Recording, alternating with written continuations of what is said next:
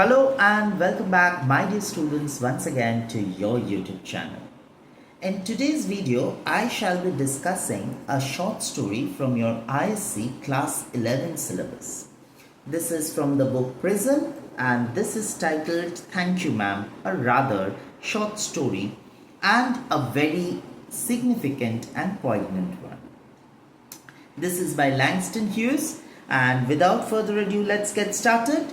But before I begin, you know what's coming up next. Yes, if you have been following my videos and they are helping you to understand the text better and most importantly to write your answers better, kindly do not forget to give me a like and also to subscribe to my YouTube channel. It shall keep me motivated. Alright, so having said that, let's come to the story. I am on page 66 of Prison and I will be reading the about the author section because this part is important. Page 66, last paragraph. Alright? Now, Thank You Ma'am. Thank You Ma'am deals with the themes of shame, trust, dignity and second chances. It revolves around an incident wherein a teenager named Roger attempts to steal a woman's purse in what follows the manner in which a certain Mrs. Louisa Jones deals with the situation causes a shift in Roger's perspective that highlights the power of choice while engaging with emotions of empathy, guilt, fear and kindness. Alright? So this is the story in a nutshell. Having said that, let's come to Thank You Ma'am. Thank you, ma'am. She was a large woman with a large purse. Large woman as in she was a woman on the heavier side. With a large purse that had everything in it but hammer and nails. So she had probably everything in her bag except nails and hammer. It had a long strap and she carried it slung across her shoulder. It was about 11 o'clock at night and she was walking alone when a boy ran up behind her and tried to snatch her purse. The strap broke. With the single tug, the boy gave it from behind. But the boy's weight and the weight of the purse combined caused him to lose his balance, so instead of taking a full blast as he had hoped, the boy fell on his back on the sidewalk and his legs flew up. The large woman simply turned around and kicked him right square in his blue jeaned sitter.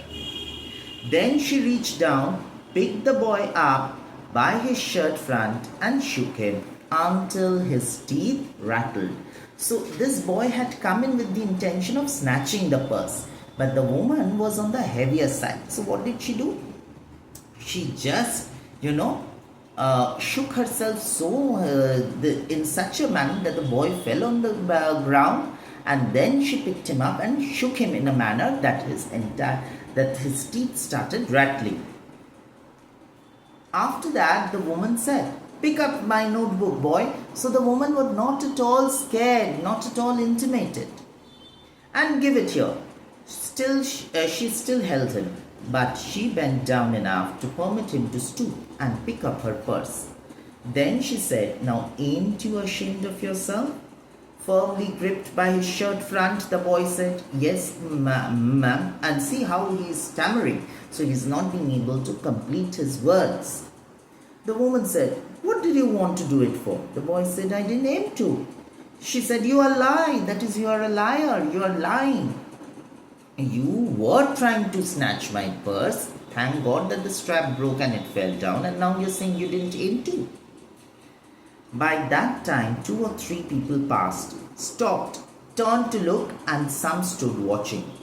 "If I turn you loose, will you run?" asked the woman. "Yes, ma'am," said the boy. "Then I won't turn you loose." See, the theme of honesty, the idea of honesty is coming out.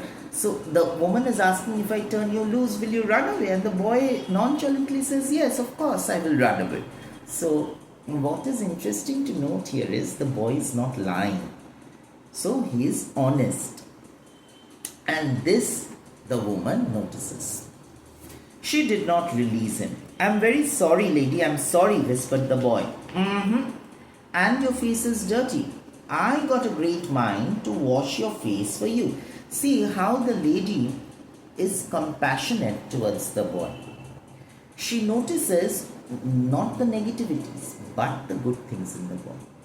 First thing she has noticed is his honesty, and now she is being extremely compassionate towards him, and she says that your face is dirty, so your face needs a good washing. Wash. Ain't you got nobody home to tell you to wash your face? No, ma'am, said the boy. Then it will get washed this evening, so she takes the initiative to wash the boy, said the large woman, starting up the street. Now, this is all extremely overwhelming for the boy, because he had come with the intention of, snatching things and running away. And now the lady is, after him. She is schooling him on how he should behave, how he should do, what he should do. And so this is all is overwhelming for the boy. Starting up the street, dragging the frightened boy behind her. He looked as if he were 14 or 15, frail is weak, and willow-wild in tennis shoes and blue jeans. The woman said, "You ought to be my son." This is her motherliness. "You ought to be my son. I would teach you right from wrong," her ideas of right and wrong, moral schooling. "Least I can do right now is to wash your face. Are you hungry?" And then she asks, "Are you hungry?" "No, ma'am," said the being dragged boy, because he's scared. He is thinking that the lady has got hold of him and would soon hand him over to the police. "I just want you to turn me loose." "Was I bothering you when I turned that corner?" asked the woman. "No, ma'am." "But you put yourself in contact with me," said the woman. "If you think that the contract is not going to last a while, you got another thought coming. When I get through with you, sir, you are going to remember Mrs. Louisa Bates Washington Jones." So this is her full name. Sweat popped out on the boy's face. He was nervous and began to struggle. Mrs. Jones stopped, jerked him around in front of her, put a half Nelson around his neck, that is, held him by his neck, and continued to drag him up the street. She was dragging him to her house. The boy doesn't know this. He's thinking that probably the lady will take him to the police station. And mind you, this is America, where the story is set. And if you are caught for stealing and things alike, you will be punished severely, not like in India where you go scot-free even if you commit a serious crime like rape.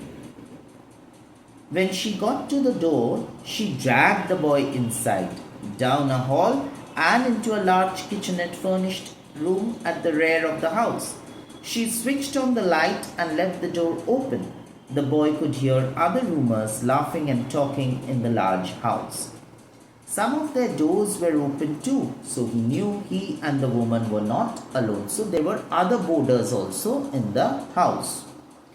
The woman still had him by the neck in the middle of her room. She said, "What is your name?" "Roger," answered the boy. "Then, Roger, you go to that sink and wash your face," said the woman, whereupon she turned him loose at last. Roger looked at the door, looked at the woman, looked at the door, and went to the sink. So Roger is being obedient. He could now run away. He had the opportunity, he had the chance, but he did not. "Let the water run until it gets warm," she said. "Here is a clean towel." So she's giving a set of instructions. "You gonna take me to jail?" finally Roger asks, bending over the sink. "Not with that face. I would not take you anywhere." Typical answers as given by mothers. Said the woman, "Here I am trying to get home to cook me a bite to eat, and you snatch my pocketbook. Maybe you ain't been to your supper either. Late as it is, have you? So you also probably didn't have your dinner because it's pretty late." "There's nobody home at my house," said the boy. Then we'll eat, said the woman. I believe you're hungry or being hungry. So she is being empathetic towards the child. To try to snatch my pocketbook. I wanted a pair of blue suede shoes, said the boy. Well, you didn't have to snatch my pocketbook to get some suede shoes, said Mrs. Louisa Bates Washington Jones. You could have asked me. Ma'am, the water dripping from his face, the boy looked at her. There was a long pause. So he cannot believe that she's saying if you had asked it from me, I would have happily given it to you. A very long pause after he had dried his face and not knowing what else to do, dried it again. The boy turned around wondering what next. The door was open. He could make a dash for it down the hall. He could run. So there is a lot of opportunity for him to escape. The woman was sitting on the daybed. After a while she said, I was young once and I wanted things I could not get. There was another long pause. The boy's mouth opened because he's under the impression the woman would give out all details about her past life. Then he frowned, but not knowing he frowned. The woman said, You thought I was going to say, but didn't you? You thought I was going to say, but I didn't snatch people's pocketbooks? Well, I wasn't going to say that. And there was a pause. Silence. I have done things too, which I could not tell you, son. Neither tell God. She says, well, I also have my own little secrets, and I'm not very comfortable in sharing things. If you didn't already know, so you sit down while I fix us something to eat. You might run that comb through your hair. So she's instructing him to, comb his hair.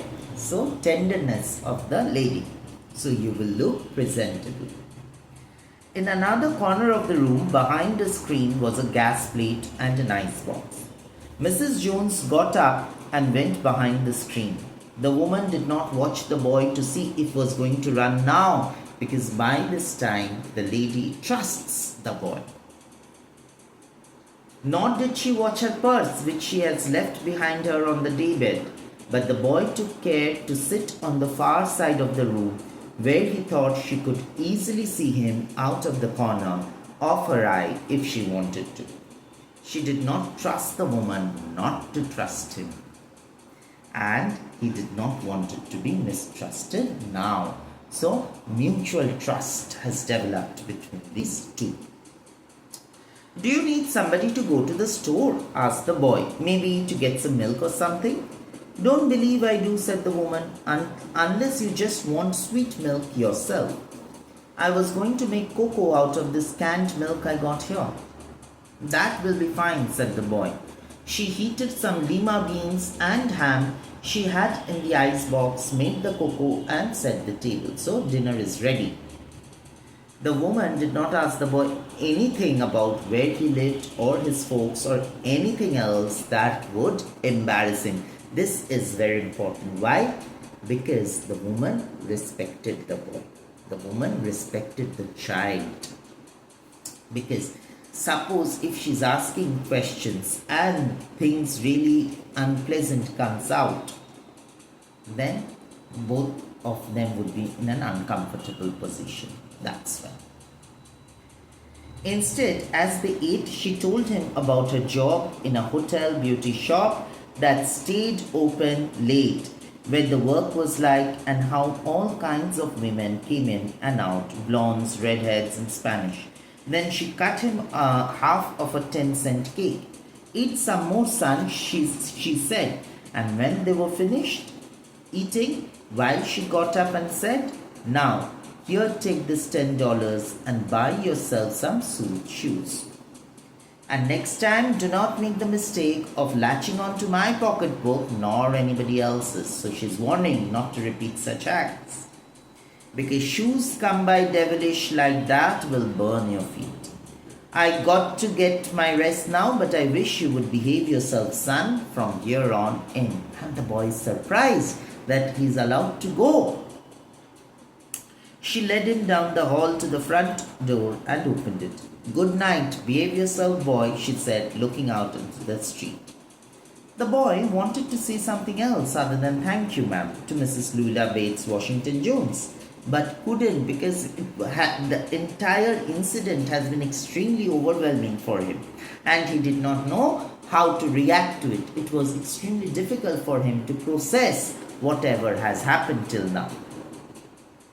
But he couldn't do so as he turned at the Baron's stoop and looked back at the large woman in the door. He barely managed to say thank you before she shut the door, and he never saw her again. So that's the story. The story basically highlights the idea that if you respect every individual, give them second chance, they do evolve, they do grow. And it is with this idea in mind that today jails are not called prisons anymore. They are called correctional home, where we believe that each inmate has the potential to grow and evolve. Alright? I have already discussed the themes. The themes include your honesty, compassion, motherliness, obedience, empathy, tenderness, trust and respect. Alright? And the key theme has been that of giving people the second chance. Now coming to the title of the story, yes, thank you ma'am reflects the gratitude and respect that Roger expresses towards Mrs. Jones. Also, it reflects the central theme of the story, importance of personal connection, understanding, empathy, and mutual trust.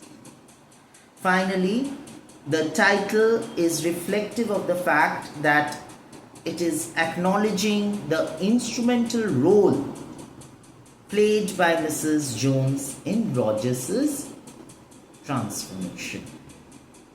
Alright, that's the story. I believe I have been lucid enough in explaining you the story. Even then, if you have any doubts, do not hesitate to comment. I will surely get back to you. Till then, take very good care of your health and goodbye.